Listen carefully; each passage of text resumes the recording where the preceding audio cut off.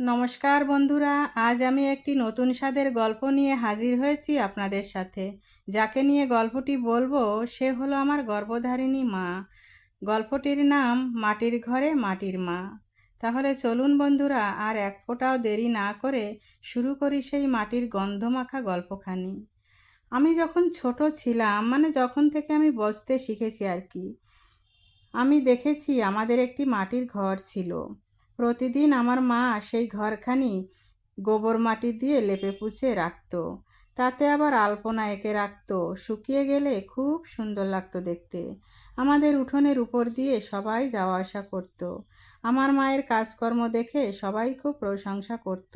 মা খুব ভোরবেলা ঘুম থেকে উঠে উনুনের ছাই পরিষ্কার করত।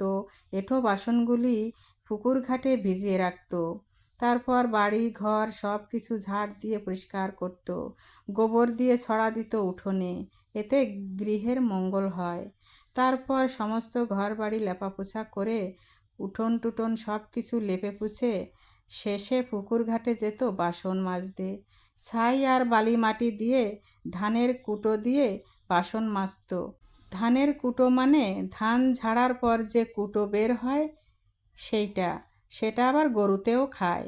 মা বাসন ধুয়ে ঘাটের উপর রেখে স্নান করত। তারপর ভিজা কাপড় পরে থালা বাসনগুলি কাঁখে করে নিয়ে ঘরে আসতো। ঘরে এসে মাটির থাকে থাকে বাসনপত্র সাজিয়ে রাখত। দেখে মনে হতো সোনার পাত্র সাজিয়ে রেখেছে কেউ। আসলে ওগুলো ছিল কাঁসার বাসনপত্র। আমার মা মাটি দিয়ে ঠাকুরের সিংহাসন বানিয়েছিল। সেখানে মাটির প্রদীপ, ধুনুচি, ঘট, থালা গেলাস সব কিছু মাটির ছিল। তাতেই মা পুজো করত। গাছে ফুল ফুটতো রং বেরঙের, রক্তজবা, ঘণ্টা জবা, লাল জবা, সাদা টগর, নীলকণ্ঠ, আকন্দ, বেল, এই সমস্ত ফুল দিয়ে সাজিয়ে দিত মাটির ঠাকুরঘর। দুবেলা তুলসী তলায় প্রদীপ জ্বালাতো আমার মাটির মা। বাবা যখন সন্ধ্যাবেলায় গরু নিয়ে বাড়ি ফিরত, দেখতো মা শাড়ির আঁচল গলায় দিয়ে, মাথায় ঘোমটা দিয়ে, প্রদীপ হাতে তুলসী তলায় মা তুলসীকে আরাধনা করছে আর চোখ বন্ধ করে কি যেন বলছে। কিছুই শোনা যেত না, শুধু ঠোঁটটি নড়ত। বাবা গরু গোয়ালে রেখে মশারি খাটিয়ে চারিদিকে ইট চাপা দিয়ে হাত পা ধুয়ে যখন দাওয়ায় গিয়ে বসতো, মা তখন বাবার পা ছুঁয়ে প্রণাম করত। এই আদব কায়দা দেখেই আমি বড় হয়েছি। আমার মায়ের জীবনটা ছিল মাটির মতো, গলায় সুর ছিল বাঁশির মতো। মা মাঝে মাঝে গান করত, এ দেহ মাটির দেহ, মাটিতে থাকবে শুয়ে। আমরা মাটিতে বসে ভাত খেতাম।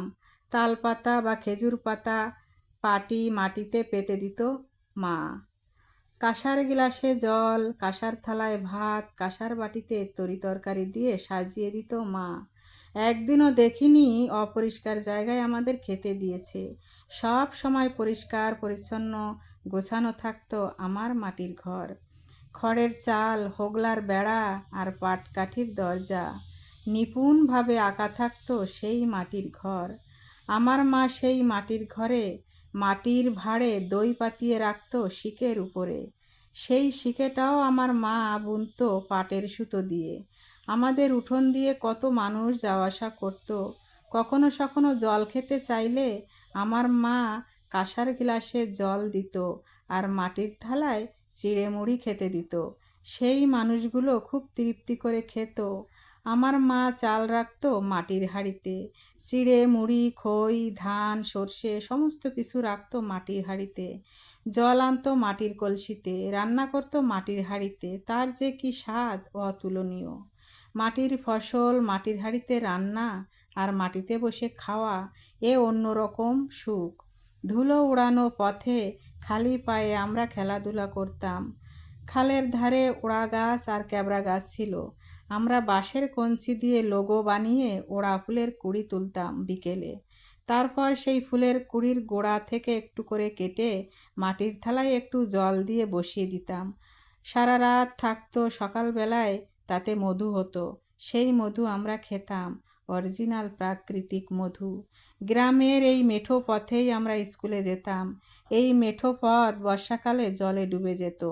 সেখানে আবার সাপ বাবাজিদের দেখাও মেলতো। জলের মধ্যে কলকলিয়ে ঢেউয়ের সাথে এগিয়ে যেত জলধরা সাপ। আমার খুব ভয় করত। তাও আমি সবার সাথে ভয়ে ভয়ে জলে কাদায় ভিজে স্কুলে পৌঁছাতাম। স্কুল থেকে ফিরে এসে দেখতাম মায়ের খুব মাথায় যন্ত্রণা করছে। কপালে মাটির প্রলেপ লাগিয়ে মাটিতেই শুয়ে আছে মা। আমি এসে তখন সব কাজ করতাম যেরকম পারতাম আর কি। আমার মা, মমতাময়ী মাটির মা, কখনো জুতো পরতো না পায়ে। বলতো এই ধরিত্রী মাকে জুতো দিয়ে পাড়ানো উচিত নয়, তাতে ধরিত্রী মা অর্থাৎ বসমাতা কষ্ট পায়। রাতে শোবার সময় ভিজে গামছা দিয়ে পা মুছে শুতো।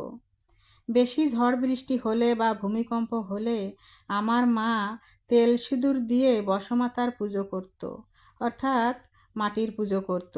সেই পুজোতে গুড়, নারকেল আর দুধ দিয়ে আতপ চালের পায়েস বানাতো। সেই পায়েস রান্না হতো একটা নতুন উনুনে, যাতে আগে কখনো রান্না করা হয়নি।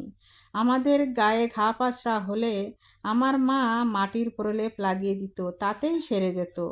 মা বিভিন্ন গাছের বীজ লাগাতো মাটিতে, লাউ, কুমড়ো, শশা, ঝিঙে, চিচিঙ্গে, ঢেঁড়স, লঙ্কা ইত্যাদি। ফলও হতো সেই রকম, খেয়ে পারতাম না, বিলাতো একে ওকে, আবার বিক্রিও করতো। সারাদিন মাটির সাথেই তার দিন কাটতো। কখনো গাছের গোড়ায় মাটি দেয়া, তো কখনো মাটির কোনো জিনিস বানানো। বানিয়ে বানিয়ে শুকিয়ে পুড়িয়ে তাতে রং করে এমন সুন্দর করে সাজিয়ে রাখতো, কেউ দেখে বুঝতেই পারতো না যে এটা বাড়িতে বানিয়েছে। দাঁত মাজতো মাটি দিয়ে, মাথা ধুতো মাটি দিয়ে, কিন্তু তার দাঁতগুলো এত সুন্দর ছিল, যে না দেখেছে তার হয়তো একটু অসুবিধে হবে বিশ্বাস করতে। তেমনি ছিল কোমর পর্যন্ত চুল। পুজো আসার সময় আমার মা চুল ছেড়ে দিয়ে অঞ্জলি দিত। সবাই সেই চুল দেখে আফসোস করত। আমি কিন্তু সেই মায়েরই সন্তান, অথচ আমার কিন্তু ওরকম চুল হয়নি। তবে একটা কথা খুব মনে পড়ে, ছোটবেলায় ধুলো মাটি দিয়ে ভাত বানাতাম। সেই ভাতে পেট ভরতো না ঠিকই, কিন্তু মন ভরে যেত সবটুকু। বন্ধুরা, গ্রাম বাংলার এই মাটির গল্প আপনাদের কেমন লাগলো? যদি ভালো লাগে তাহলে লাইক করবেন, শেয়ার করবেন এবং সাবস্ক্রাইব করবেন। আর পাশে থাকা বেল আইকনটি অন করবেন। এরপর একটি নতুন ভালো গল্প নিয়ে আপনাদের সাথে হাজির হব।